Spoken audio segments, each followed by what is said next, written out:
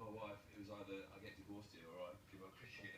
And I quite like my wife still, so I Still. Why aren't we producing any more spin bowlers, though? Why aren't we producing a lot of that?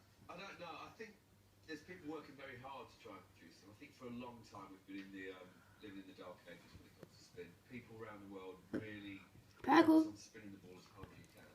But in England it was all about control. Make sure you land it first and eventually work on how much spin you put on the ball. That's completely the wrong way, but it's the MCC way of doing it for 50 years. MCC ruled the world.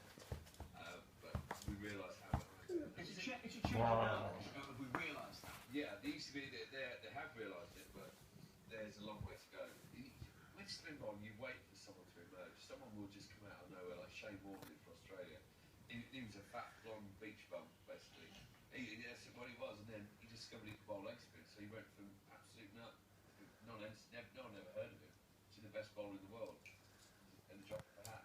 That's kind of what you need. You need someone out there who can just do it, and doesn't know why he can do it. Could you coach? Coach some spin? I could. I don't know if I'd want to. Right.